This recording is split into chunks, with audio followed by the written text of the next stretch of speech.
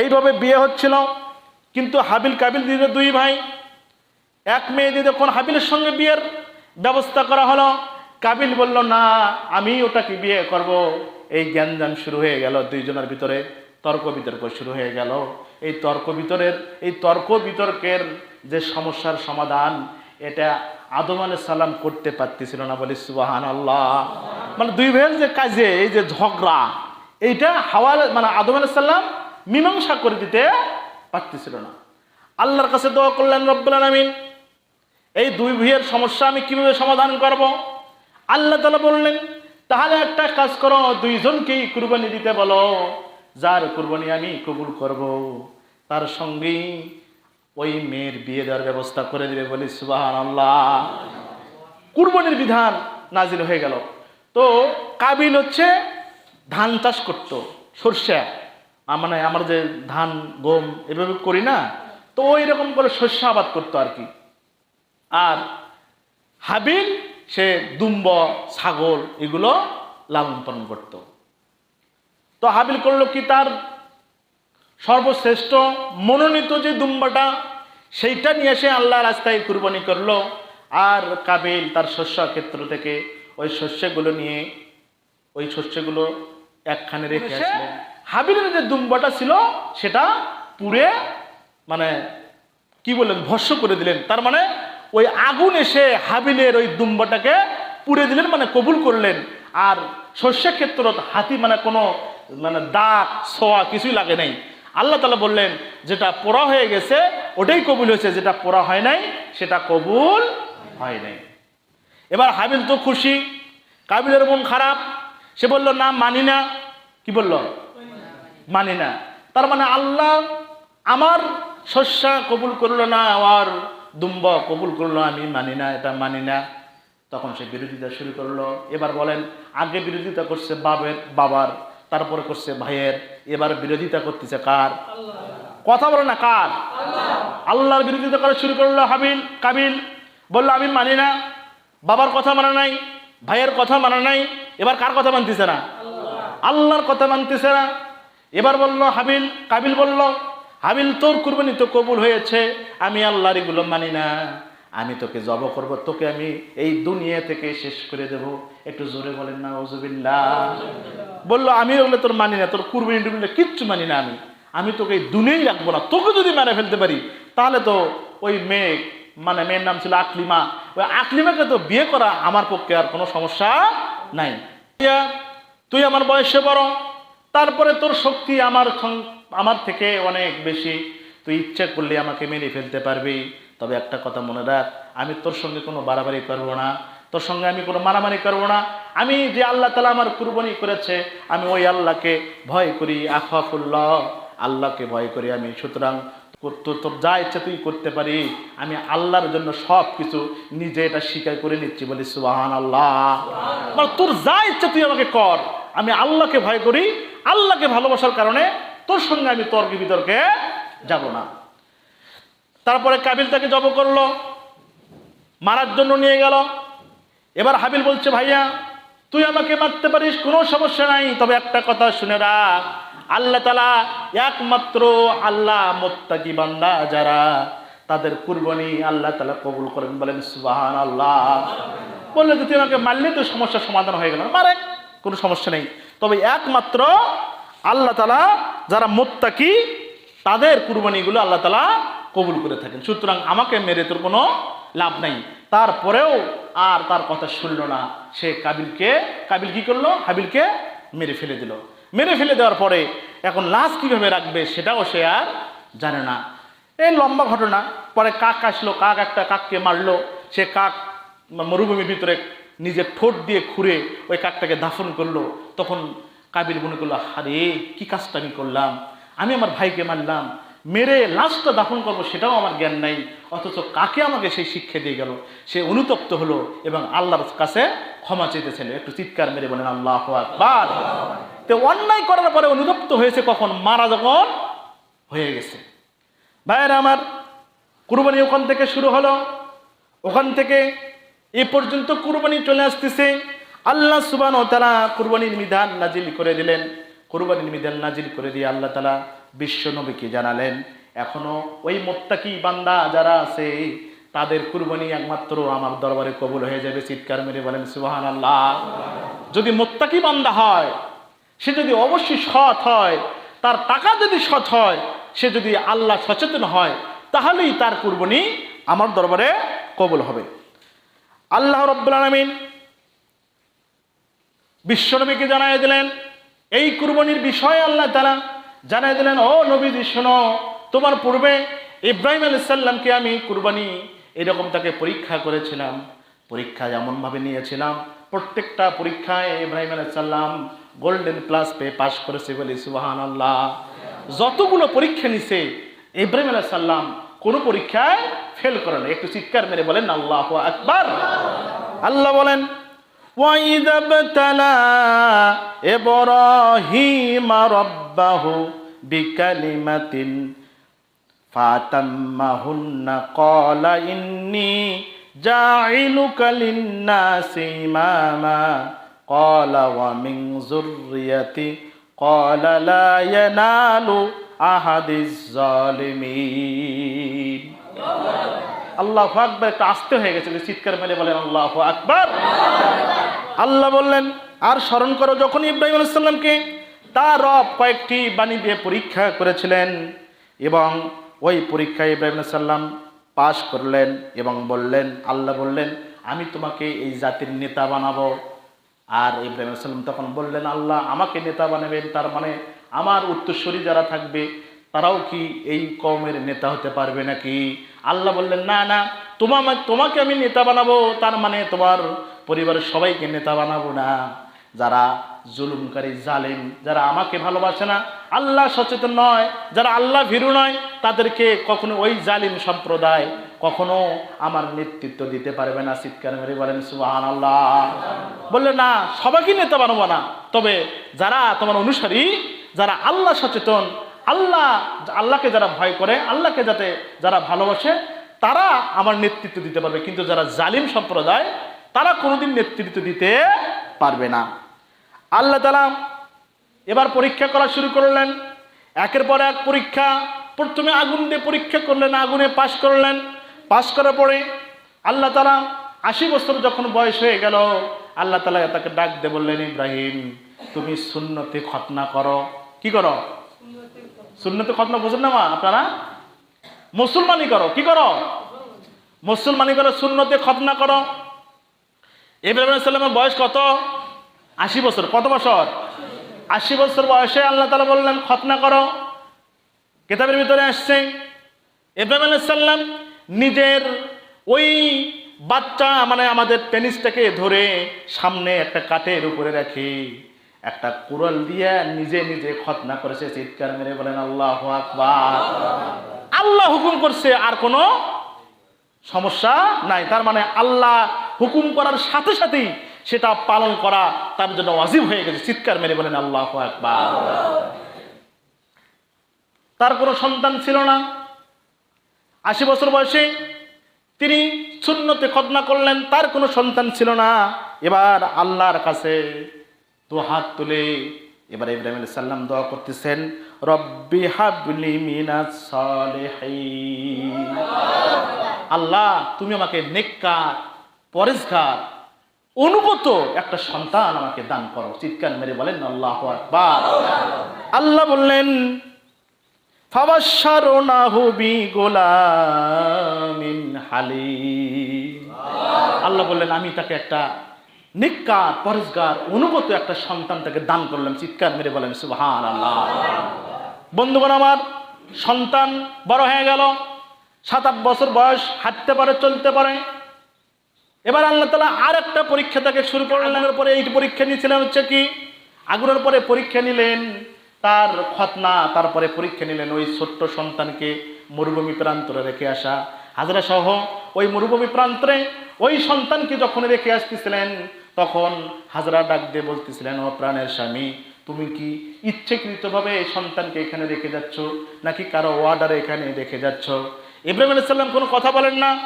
তৃতীয়বার একে একে যখন তৃতীয়বার প্রশ্ন করলেন, হাজরা ডাক দিয়ে বললেন, প্রাণের স্বামী, আমাকে শুধু একটা কথা বলো, তুমি কি আল্লাহর অর্ডারে এখানে রেখে যাচ্ছ, নাকি তোমার ইচ্ছা এখানে রেখে যাচ্ছ?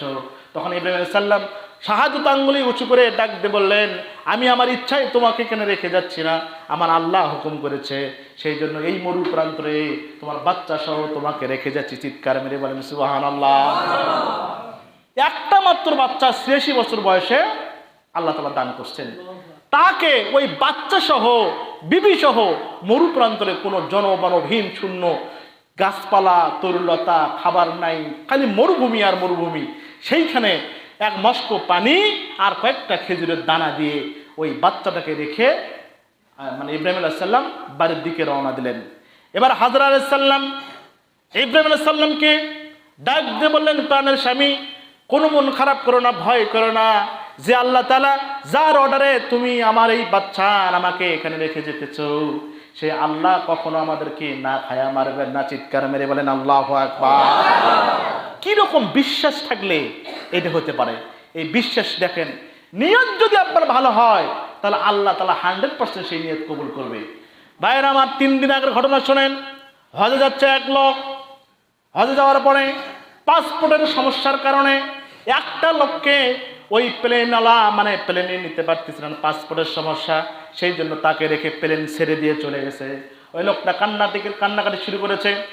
এবার আনসার বাহিনী, পুলিশ বাহিনী তাকে বলল, ভাই মন খারাপ করো না, তোমার পাসপোর্টের সমস্যা, সেই জন্য তোমাকে প্লেনে নেয় নাই, তুমি পরবর্তীতে হজ করতে পারবে, হয়তো আল্লাহ তাআলা হজ কবুল করে নেয়, সেই জন্য তোমাকে প্লেন ছেড়ে চলে গেছে, সুতরাং তুমি বাড়ির দিকে রওনা দাও, সামনের বছর আবার হজ করবে। ওই লোক বলতেছে, না না না, এটা কখনো হতে পারে না, আমি তো নিয়ত করে এসেছি হজ করতে যাব, আমার বিশ্বাস ওই প্লেন আবার আমাকে নেওয়ার জন্য এখানে আসবে। চিৎকার মেরে বলেন আল্লাহু আকবার। বিশ্বাস কার উপরে? আল্লাহর উপরে। নিয়ত কিরকম করা নিয়ত? বলছে আমার বিশ্বাস ওই প্লেন আবার ঘুরে আসবে।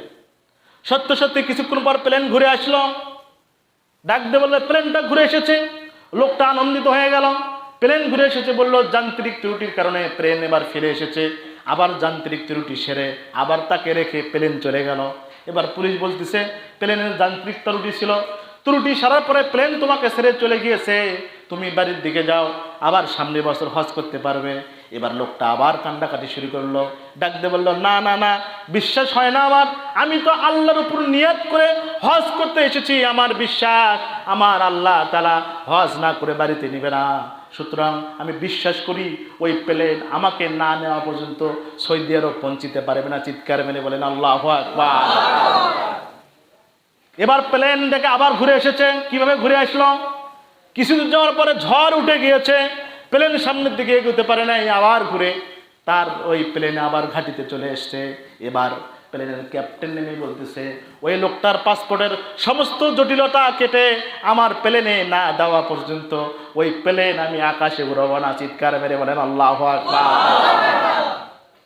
কিরকম নিয়ত, আল্লাহর প্রতি যদি আস্থা থাকে তাহলে কিরকম করে দেখেন আল্লাহ তাআলা তার কবুল করে। বলছে ওই লোকটার পাসপোর্টের যত জটিলতা আছে সমস্ত জটিলতা শেষ করেন, করে ওই লোকটাকে প্লেনে উঠান, ওই লোকটাকে নিয়ে তারপর আমি প্লেন ছাড়বো, কারণ ওই লোকটার জন্যই বারবার আমার প্লেনের সমস্যা হচ্ছে। চিৎকার মেরে বলেন সুবহানাল্লাহ। ভাইয়ের আমার, তারপরে ওই লোকটার সমস্ত পাসপোর্টের জটিলতা শেষ করে ওই লোকটা প্লেনে উঠে যখন উড়াল নিয়েছে, প্লেন সহি সালামতে সৌদি আরব পৌঁছে গেছে। চিৎকার মেরে বলেন সুবহানাল্লাহ। ক্ষমতা কার? আরো জোরে বলা লাগবে, কার ক্ষমতা? আল্লাহ বলছেন, বান্দা তোর নিয়ত যদি ঠিক থাকে, ইন্নামাল আমালু বিন্নিয়াত, তুই বান্দা যেরকম করে নিয়ত করবি ওই নিয়তের উপর আমি তোর ফসল দান করবো। বলি সুবহানাল্লাহ। এবার হাজরা আলাইহিস সালাম বললেন, বিশ্বাস আছে কার উপরে? আল্লাহর উপরে বিশ্বাস রেখে বললেন যে আল্লাহ তাআলা যার হুকুমে তুমি আমাকে এখানে রেখে যাচ্ছ, আমার বিশ্বাস সেই আল্লাহ আমার না খাওয়ায় মারবে না। ইব্রাহিম আলাইহিস সালাম চলে গেলেন। চলে যাওয়ার পরে এবার খেজুর শেষ, পানি শেষ, আর কোনো খাবার নাই, মরুভূমি প্রান্তরে পানির কোনো ব্যবস্থা নাই, জিবার পানি পর্যন্ত শেষ হয়ে গেছে। এবার বাচ্চা কান্নাকাটি শুরু করে দিয়েছে। এবার হাজরা আলাইহিস সালাম ওই সাফা মারওয়ায় যা দেখে যে দূর থেকে বালিগুলো কিস করে, পানির মতো দেখা যায়। সাফার দিকে যখন যায়, যখন মনে হয় যে মারওয়ার দিকে পানি, মারওয়ায় গেলে মনে হয় সাফার দিকে পানি। এরকম করে যখন একবার, দুইবার, তিনবার, এইভাবে যখন 7 বার যাতায়াত করলো, দেখে পানি নাই, শুধু মরুভূমি আর বালি আর বালি। হঠাৎ করে আওয়াজ এলো, হাজেরা তোমার আর দৌড়নের প্রয়োজন নাই, তোমার আর দৌড়নের প্রয়োজন নাই, যাও যাও তোমার সন্তানের কাছে যাও, তোমার দৌড়ন আল্লাহ তাআলা এমন পছন্দ করে দিয়েছে, তোমার আমার আল্লাহ তাআলা তোমার সন্তানের পায়ের নিচ থেকে পানির ব্যবস্থা করে দিয়েছে। আরো জোরে বলেন না সুবহানাল্লাহ। এবার হাজরা সাল্লাম এসে দেখলেন সন্তানের পায়ের নিচে পানি। ডাক দিয়ে বলেন জমজম। জমজম মানে থেমে যা। জমজম মানে কি? থেমে যা। কিতাবে লেখছেন ওই হাজরা সাল্লাম জমজম যদি শব্দটা না ব্যবহার করতেন তাহলে ওই পানি পুরো পৃথিবীর আনাচে কানাচে পৌঁছে যেত। প্রত্যেকটা মানুষ এই নদী থেকে, সাগর থেকে ওই জমজমের পানি খেতে পারতো। বলি সুবহানাল্লাহ। যদি হাজরা সাল্লাম না বলতো যে তুই থেমে যা, তাহলে ওই পানি আমাদের কাছে এসে পৌঁছে যেত। তার পায়ের নিচ থেকে আল্লাহ তাআলা পানির ব্যবস্থা করলেন। এবার আল্লাহ তাআলা ডাক দিয়ে বললেন, হাজরা রে, তোর এই দৌড়নে আমি এমন কবুল করলাম, সারা পৃথিবীর মানুষের জন্য ওই সাফা মারোয়া 7 বার দৌড়দৌড়ি করার জন্য আমি বান্দার জন্য ওয়াজিব করে দিলাম। বলি সুবহানাল্লাহ। আমি আপনাদেরকে বলি, যদি নিয়ত ঠিক থাকে যে এই কাজটা আমার নিয়ত ঠিক আছে, এই কাজটা সঠিক, এই কাজের সাথে আমি থাকবো, এই কুরবানি আমি করব, আমার নিয়ত ঠিক, তাহলে কোনো পৃথিবীর এমন কোনো পরাশক্তি নাই যে আপনাকে ঘায়েল করতে পারে। চিৎকার মেরে বলেন আল্লাহু আকবার। ভাইয়ের আমার, এবার হাজরা সাল্লাম পাশ করলেন, সন্তান বড় হয়ে গেল। এবার আল্লাহ তাআলা তাকে পরীক্ষা করলেন কুরবানির। এবার কুরবানি করার জন্য ইব্রাহিম আলাইহিস সালাম এসেছেন। আসার পরে সন্তানকে নিয়ে তিনি রওনা দিয়েছেন। রওনা দেওয়ার মাঝপথে শয়তান থেকে বারবার বাধা দিচ্ছে। বাধা দেওয়ার পরে কঙ্কর নিক্ষেপ করার পরে ওই ময়দানে যখন, মিনা ময়দানে যখন পৌঁছে গিয়েছেন, এবার ইব্রাহিম আলাইহিস সালাম তাকে বললেন, ও আমার সন্তান, আমি তো স্বপ্নে দেখি আমি তোমাকে কুরবানি করতেছি, তোমার অভিমত আমাকে প্রকাশ করো। চিৎকার মেরে বলেন সুবহানাল্লাহ। বাবা কাকে বলতেছে? সন্তানকে বলতেছে যে বাবা, আমি তো স্বপ্নে দেখতেছি যে তোকে আমি কুরবানি করতেছি, তোর অভিমতটা আমাকে বল। এবার সন্তানের এই কথা শুনে ইসমাঈল আলাইহিস সালাম বললেন, বাবা তুমি স্বপ্নে দেখেছো আমাকে কুরবানি করতেছো, তুমি তোমার স্বপ্নকে বাস্তবে রূপান্তরিত করে দাও, ইনশাআল্লাহু মিনাস সাবিরিন, নিশ্চয়ই আমাকে তুমি ধৈর্যশীল সবরকারী সন্তানদের অন্তর্ভুক্ত হিসেবে পেয়ে যাবে। চিৎকার মেরে বলেন সুবহানাল্লাহ। ইনশাআল্লাহু মিনাস সাবিরিন, তার মানে আল্লাহ যদি চায় তাহলে আমাকে অবশ্যই সবরকারীদের অন্তর্ভুক্ত তুমি পাবে। বাবা তুমি তোমার স্বপ্ন বাস্তবায়ন করো, সমস্যা নাই। আমি সন্তান কোনো দৌড়দৌড়ি পারাপারি তোমাকে কোনো বাজে কথা বলবো না।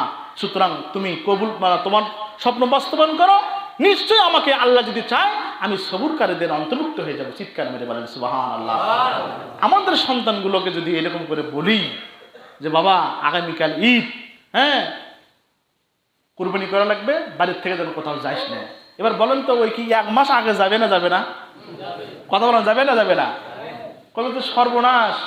যদি ঈদের দিন ফোন করেন, কিরে বাবা তুই কই গেলি, তোর তো কুরবানি করবো আমি, আজ কালকে কুরবানির দিন কই তুই? কয় সরোডাক করো। কাক করবে? বাড়িতে যেটা আছে ওটাকে এবার করো, সামনে বার দেখা হবে, ঠিক কিনা? আমাদের সন্তানগুলো এরকম সবর নয়, এরা হচ্ছে বেসবর। এরা যা চায় চাইতে দেরি, পাইতে যদি দেরি হয় তাহলে বাড়ির মাথার তুলে ফেলে। কথা বলেন ঠিক কিনা? ভাইয়ের আমার, এবারে ইসমাঈল আলাইহিস সালামের কথা শুনে আল্লাহর কাছে ইব্রাহিম আলাইহিস সালাম ডাক দিয়ে বললেন, রব্বুল আলামিন, তুমি তো আমাকে, তোমার কাছ থেকে আমি নেককার সন্তান, অনুগত সন্তান চেয়েছিলাম, আল্লাহ তাআলা তোমার কাছে আমি অনুগত সন্তানই পেয়েছি। চিৎকার মেরে বলেন সুবহানাল্লাহ। আল্লাহর কাছে অনুগত সন্তান আল্লাহ তাআলা চেয়েছিলেন। আল্লাহর কাছে বলছে রব্বি হাবলি মিনাস সালিহিন, হে আল্লাহ তাআলা আমার সুসন্তান, নেককার, অনুগত একটা সন্তান তুমি আমাকে দান করো। যখন ইসমাঈল আলাইহিস সালাম বলছেন বাবা তোমার স্বপ্ন তুমি বাস্তবায়ন করো, তখন আল্লাহর কাছে বলছেন আল্লাহ তাআলা তুমি অবশ্যই আমাকে একটা নেককার, অনুগত সন্তান দান করেছো। চিৎকার মেরে বলেন না সুবহানাল্লাহ। ভাইরা আমার, ঘটনা সংক্ষেপ করতেছি। এবার ইব্রাহিম আলাইহিস সালাম তাকে বলল, বাবা তোমাকে কুরবানি করবো। বললো ঠিক আছে কুরবানি করো। তখন তাকে শোয়া দিল। শোয়া দেওয়ার পরে ইসমাঈল আলাইহিস সালাম বাবা ডাক দিয়ে বলছেন, বাবা তুমি আমার হাত পাও গুলো বেঁধে নাও। আর তোমার চোখটাকে তুমি বেঁধে নাও। বলল কেন? হাত পাও বাঁধবো কেন, চোখ কেন বাঁধবো? তখন ইসমাইল আলাইহিস সালাম বললেন, বাবা আমি তোমার সন্তান, আমি তোমার সন্তান, তুমি আমার বাবা। যখন তুমি আমাকে জবাই করতে যাবে নিজের বাবা হয়ে, আমার চোখের দিকে যখন তোমার চোখটা পড়ে যাবে বাবা, তখন তোমার দয়া হতে পারে আমার চোখের দিকে তাকাইয়া। সেই জন্য তোমার চোখটাকে বেঁধে নাও, আমাকে কুরবানি করতে তোমার জন্য এতটুকু দয়া না থাকে। চিৎকার মেরে বলেন আল্লাহু আকবার। কি রকম সন্তান হলে এই কথাটা তার বাবাকে বলতে পারে? বলছে, বাবা তোমার চোখটা যদি আমার চোখের দিকে তাকাও জব করার সময়, আমার চোখের দিকে তাকাইলে তোমার মায়া আসতে পারে, সুতরাং তোমার চোখটা তুমি বেঁধে নাও, বেঁধে নিলে তোমার আর মায়া দয়া থাকবে না। ভাইয়েরা আমার, সন্তানের এই কথা শুনে ইব্রাহিম আলাইহিস সালাম তার হাত পা বাঁধলেন, চোখটাকে বাঁধলেন। কিছুক্ষণ পরে ওই ইসমাইল আলাইহিস সালাম বলছে, বাবা তুমি আমার হাত পায়ের এই গেরুগুলো খুলে দাও, বাঁধনগুলো খুলে দাও। বলল, বাবা রে কিছুক্ষণ আগে বাঁধতে বললি, আবার খুলতে বলিস কেন? তখন ইসমাইল আলাইহিস সালাম বললেন, তুমি তো আল্লাহর জন্য আমাকে কুরবানি করতেছো, আর আমি তো স্বইচ্ছায় কুরবানি হতে রাজি হয়ে গেলাম। তুমি যদি হাত পাও বেঁধে আমাকে কুরবানি করো, আর হাসরের ময়দানে আমার আল্লাহ যদি আমাকে বলে যে তোমাকে কুরবানি হতে বলেছিলাম, তুমি তো রাজি ছিলে না, সেই জন্য তোমার বাবা তোমার হাত পা বাঁধে কুরবানি করেছে, সেই জন্য আমি আল্লাহর কাছে আসামি হয়ে যাব বাবা। সেই জন্য তুমি আমার হাত পায়ের রশিগুলো খুলে দাও, আমি কথা দিলাম এতটুকু নড়াচড়া আমি করব না। চিৎকার মেরে বলেন আল্লাহু আকবার। খুলে দাও, সব কিছু খুলে দাও, আমি কথা দিলাম যে আমি নড়াচড়া করবো না, তুমি আমাকে আমার সব হাত পায়ের বাঁধনগুলো খুলে দাও। এবার হাত পায়ের বাঁধন খোলা হয়ে গেল। এবার জব করার জন্য যখন অস্ত্র চালাচ্ছে, এবার আল্লাহ তাআলা ডাক দিয়ে বললেন, ছুরিকে নোটিশ পাঠালেন, খবরদার খবরদার, আমার ইসমাইলের একটা পশম যেন না কটে, একটা পশম কাটার ক্ষমতা ছুরি তোকে দেওয়া হলো না। চিৎকার মেরে বলেন সুবহানাল্লাহ। ঘোষণা আসছে কোথা থেকে? আল্লাহর কাছ থেকে ঘোষণা আসছে। এবার কি ছুরি কাটে? করেন কাটতে পারে? বারবার জব করতেছে কিন্তু কাটে না। ডাক দিয়ে বলেন, কিরে ছুরি তোর ধার কমে গেল নাকি? পাথরে আঘাত করলো, আঘাতের সঙ্গে সঙ্গে পাথর দ্বিখণ্ডিত হয়ে গেল। তারপরে বললো যে ছুরি তো ধার ঠিক আছে। এবার এই দৃশ্য পৃথিবীর সমস্ত সৃষ্টি দেখতেছে, আর তারা হাহা করে ডাকতেছে, সর্বনাশ, পিতা তার সন্তানকে হত্যা করতেছে। এবার আল্লাহ তাআলা ডাক দিয়ে বললেন, এ ইব্রাহিম আর একটু দেরি করো না, তাড়াতাড়ি যাও, আমার ইব্রাহিম আমার কথাকে বাস্তবায়নে রূপান্তরিত করার জন্য রেডি হয়ে গেছে। যাও যাও, তুমি জান্নাত থেকে ওই যে হাবিল দুম্বা কুরবানি করেছিল, ওই দুম্বাটাকে নিয়ে তুমি ইব্রাহিম আলাইহিস সালামের ছুরির নিচে দিয়ে দাও, তার বাসনা পূরণ করে দাও, আর আমার ইসমাইলকে তুমি নিরাপদে রাখো। চিৎকার মেরে বলেন সুবহানাল্লাহ। আসমান থেকে আল্লাহু আকবার আল্লাহু আকবার বলে ইসরাইল আলাইহিস সালাম রওনা দিয়েছেন। ইব্রাহিম আলাইহিস সালাম বললেন, কে তুমি? এই জনমানবহীন শূন্য এলাকায় কে তুমি? আমি তো এখানে কোনো জনমানব নাই, কে তুমি? আল্লাহু আকবার আল্লাহু আকবার, লা ইলাহা ইল্লাল্লাহু, আল্লাহু আকবার আল্লাহু আকবার, ওয়ালিল্লাহিল হামদ। চিৎকার মেরে বলেন আল্লাহু আকবার। বলল, কে তুমি? এই জনমানবহীন, এখানে তো মরুভূমি এলাকায় কোনো মানুষ নাই, কে তুমি? আল্লাহু আকবার আল্লাহু আকবার বলতেছ। সুতরাং আল্লাহ বড়, আল্লাহ বড়, আল্লাহু আকবার আল্লাহু আকবার, অবশ্যই আল্লাহ বড়, আল্লাহ বড়, লা ইলাহা ইল্লাল্লাহু, আল্লাহু আকবার, নাই কোনো ইলাহ, একমাত্র আল্লাহ। আমি আল্লাহর জন্য আমার সন্তানকে কুরবানি করতেছি। চিৎকার মেরে বলেন আল্লাহু আকবার, বলেন আল্লাহু আকবার। ভাইয়েরা আমার, সেই আল্লাহু আকবারের ধ্বনি শুনে জিবরাইল আলাইহিস সালাম কুরবানির সময় ওই ভেড়া দুম্বাটাকে তার ছুরির নিচে রেখে দিলেন। যখন জব হয়ে গেল, হাতে যখন গরম রক্ত হয়েছে, তখন ইব্রাহিম আলাইহিস সালাম মনে করছে কুরবানি হয়ে গেছে। চিৎকার মেরে বলেন আল্লাহু আকবার।